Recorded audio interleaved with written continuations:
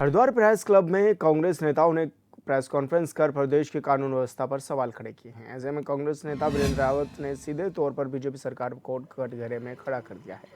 वहीं वीरेंद्र रावत ने कहा है कि उत्तराखंड में कानून व्यवस्था ठप हो चुकी है और बेटियों के शोषण से लेकर हत्या तक के मामले में बीजेपी के नेताओं के नाम सामने आने लगे हैं।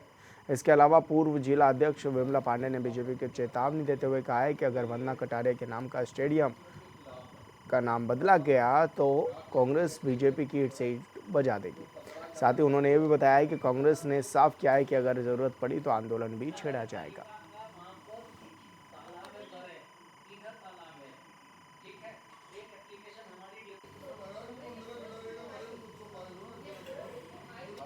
धामी जी जो है वो सिर्फ खनन में लगे हुए हैं। उनका ध्यान सिर्फ जहां से माल आ रहा है उस तरफ उनका ध्यान काम करने की ओर नहीं है। सिर्फ वो जो है हमारे कांग्रेस के द्वारा बनाए गए स्टेडियम के नाम बदलने पर लगे हुए हैं।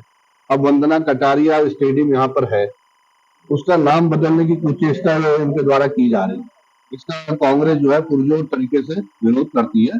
वंदना कटारिया एक हॉकी की प्लेयर है और उन्होंने देश और विदेश में जो है उत्तराखंड का नाम रोशन करने का काम किया। वो हमारी दलित बिटिया है, उसने पूरे अंतर्राष्ट्रीय स्तर पर उत्तराखंड को एक पहचान देने का काम किया है।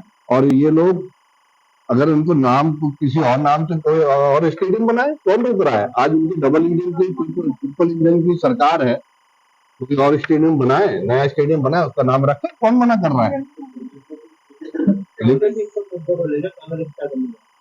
कांग्रेस आज प्रेस की है। अब हमारे जो है कई लोग कल से धरने पर बैठे हुए हैं वहां पर, और अभी हम सब कांग्रेस जन जो है महिला शक्ति हमारे राजवीर सिंह जी है, यहाँ रामवीर जी है, तमाम लोग जो है हम लोग जो है वहां पर धरने पर जाएंगे। और जो है जब तक ये काला कानून वापस नहीं लिया जाता तब तक हम लोग धरना देंगे वहां पर। और इस बात को हम सदन में भी उठाएंगे और सड़क तक जो है संघर्ष करेगी कांग्रेस। जिस तरह से मोदी सरकार बेटियों का जिस तरह से ये बेइज्जती कर रही है, आज एक दलित बेटी हमारी उत्तराखंड का नाम रोशन किया, जिसको अर्जुन पुरस्कार मिला हो, जिस बेटी को, उस बेटी के नाम एक स्टेडियम वंदना कटारिया रखा गया था, उसके नाम को बदलने के लिए बीजेपी एड़ी चोटी का जोर लगा रही है।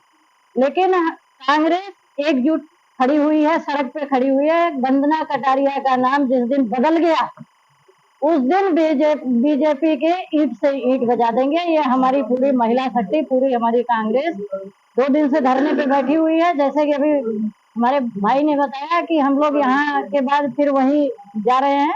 बीजेपी सरकार आते ही महिलाओं का उत्पीड़न ऐसा हो गया है कि आए दिन घटनाएं हो रही हैं, आए दिन दुष्कर्म की घटनाएं।